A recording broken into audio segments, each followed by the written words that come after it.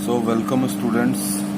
मैं doctor Sanjay Walla, department of APST, government college Bundi.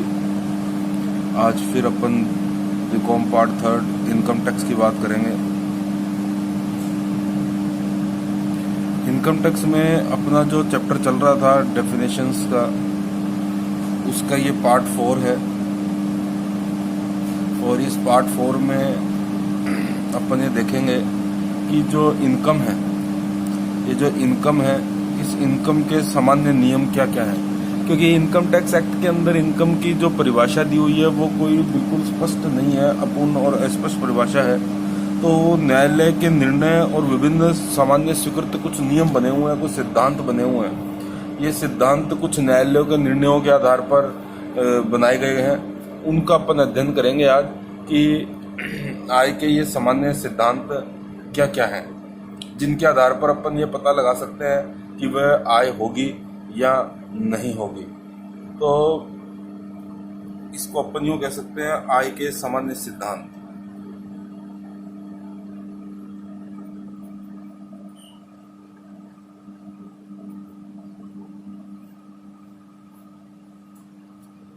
जिसके आधार पर अपन यह निश्चित कर सकते हैं कि यह आय है या नहीं है। ये अपन इसके आधार पर निश्चित करेंगे, इन सिद्धांतों के आधार पर। तो इसमें आय का देखिए, सबसे पहला महत्वपूर्ण सिद्धांत तो ये है फर्स्ट नंबर पे कि आय मुद्रा में होनी चाहिए। आय मुद्रा में हो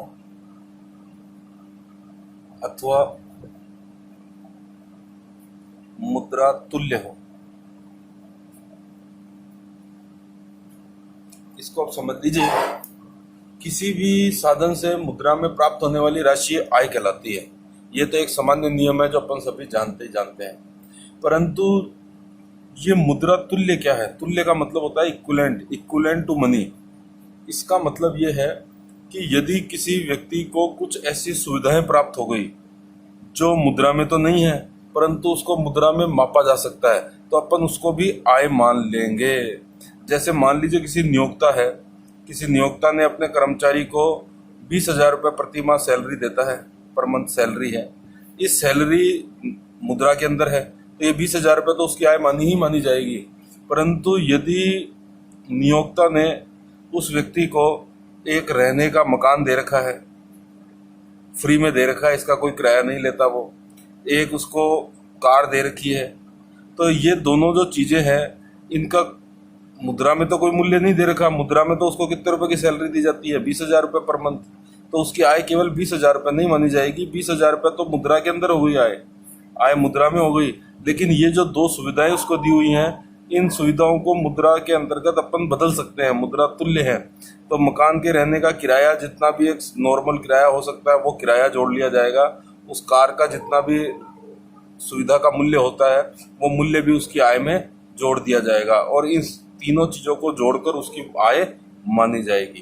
तो ये जरूरी नहीं है कि आय मुद्रा में ही हो, मुद्रा तुल्य हो तो भी उसको, मुद्रा तुल्य का मतलब जिसको कोई ऐसी सुविधा जिसको अपन मुद्रा के अंदर माप सकते हैं, मुद्रा के अंदर उसकी वैल्यू निकाली जा सकती है। दूसरा नियम यह है कि आय का साधन निश्चित होना चाहिए।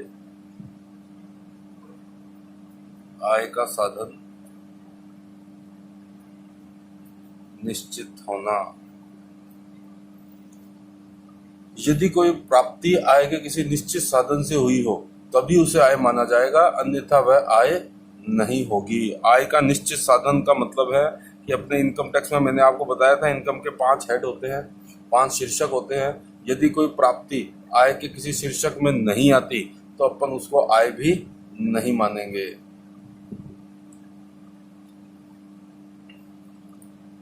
तीसरा नियम है, आय बाहर से प्राप्त होनी चाहिए।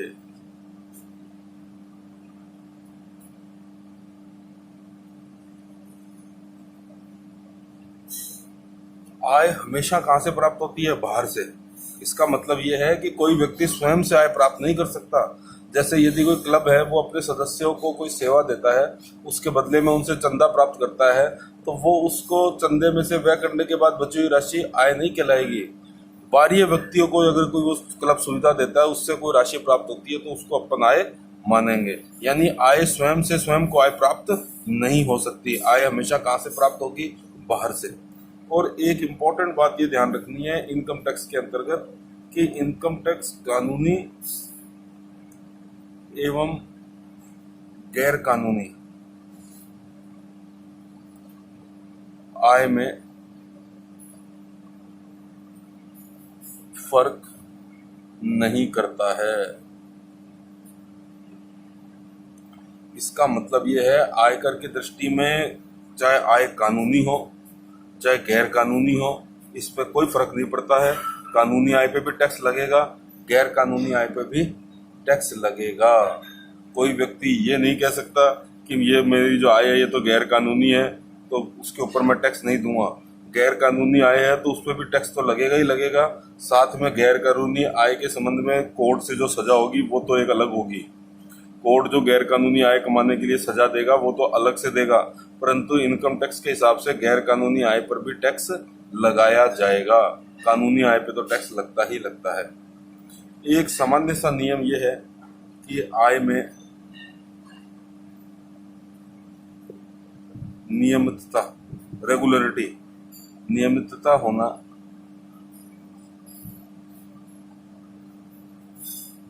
आवश्यक है, आवश्यक नहीं है,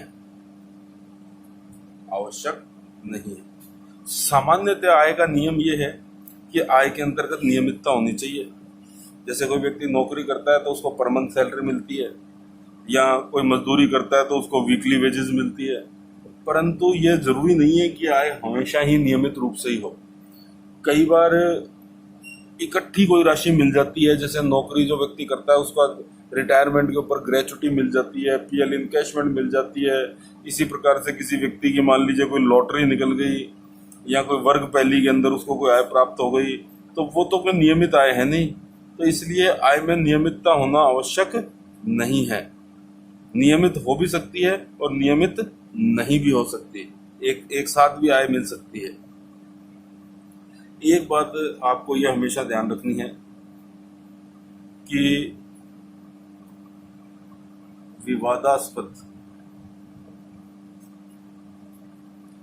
विवादास्पद आय पर भी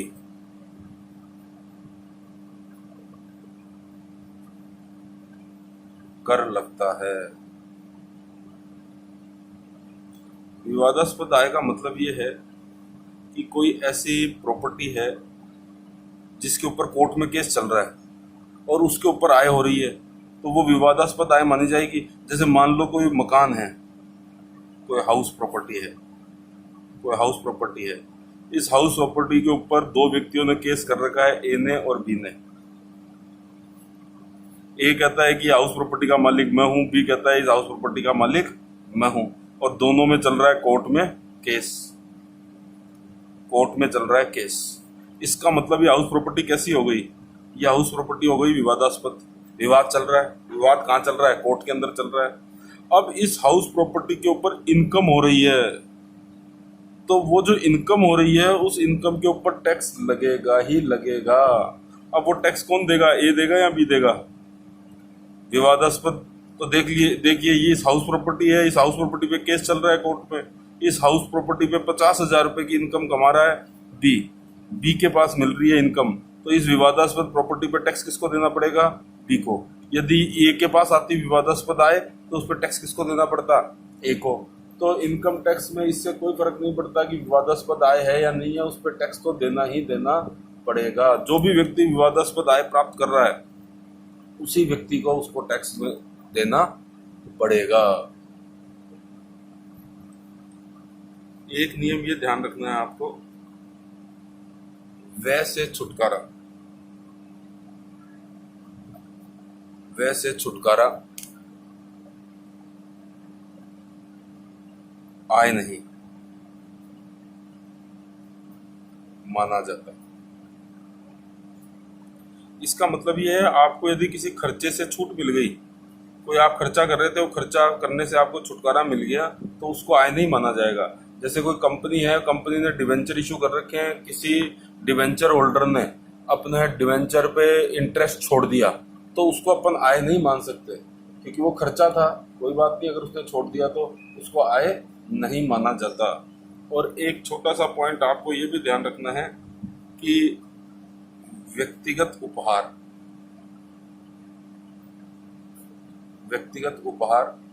आय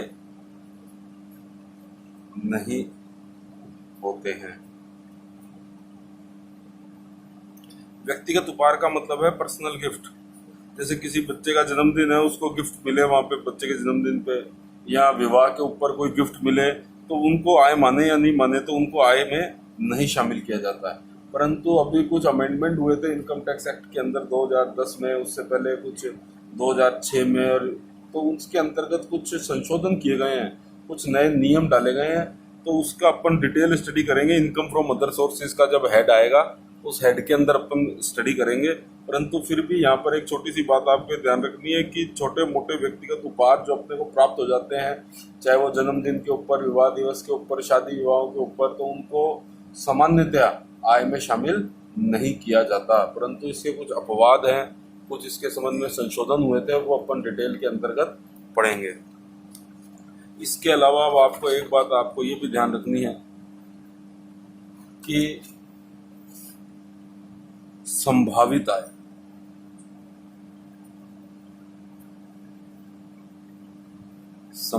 आय को आय नहीं माना जाता।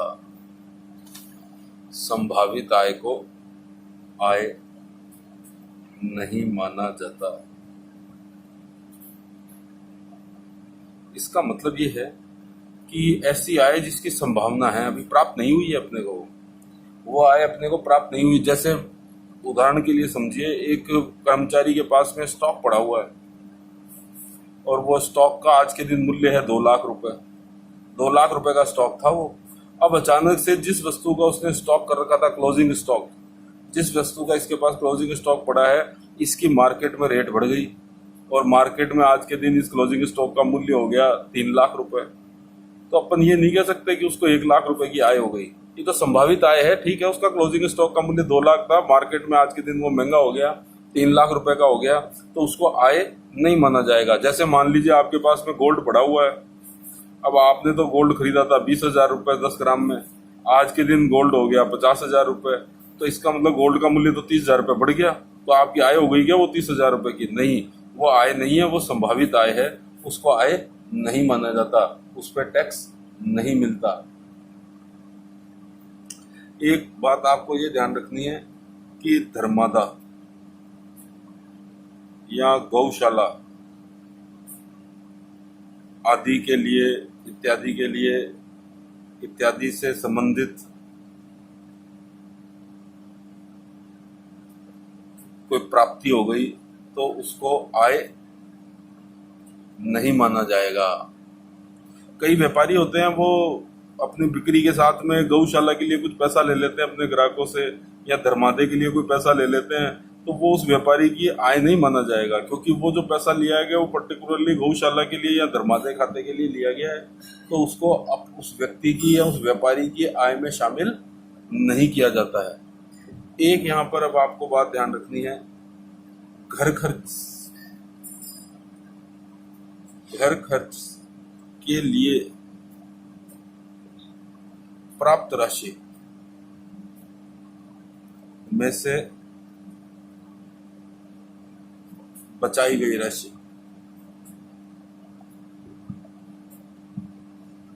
आय नहीं है। इसका एक सामान्य मतलब समझ लीजिए, घर खर्च चलाने के लिए कोई व्यक्ति अपनी पत्नी को कोई राशि देता है हर महीने के लिए, घर खर्चा चलाने के लिए। उस राशि में से यदि कुछ राशि उसकी पत्नी बचा लेती है, जैसे एक व्यक्ति मान लीजिए घर खर्च चलाने के लिए प्रति माह 25,000 रुपये देता है अपनी पत्नी को, उसकी पत्नी ने इस 25,000 रुपये में से 22,000 रुपये खर्च कर दिए और 3,000 रुपये अपने पास में बचा लिए। ऐसे ही अगले महीने उसने 2,000 रुपये बचा लिए, फिर अगले महीने उसने 4,000 रुपये बचा लिए, तो ये जो बचाई गई राशि है घर खर्च में से, क्या इसको आय माना जाएगा? क्या इस पर टैक्स लगेगा? तो इसके ऊपर टैक्स नहीं लगता, ये आय नहीं मानी जाती। इसको कहते हैं इनकम टैक्स की भाषा में पिन राशि। तो पिन राशि के ऊपर टैक्स नहीं लगता है। ये कभी 1 नंबर का सवाल भी पूछा हुआ है एक बार, क्या पिन धनराशि के ऊपर आयकर लगता है? तो पिन धनराशि के ऊपर आयकर नहीं लगता है, ये आपको ध्यान रखना है। और एक इम्पोर्टेंट बात जो एग्जाम में भी कई बार ये पॉइंट पूछते हैं वो है, देखो अब इसको अच्छी तरीके से समझ लेना। आय का प्रयोग आय है, जबकि आय का मोड़ आय नहीं।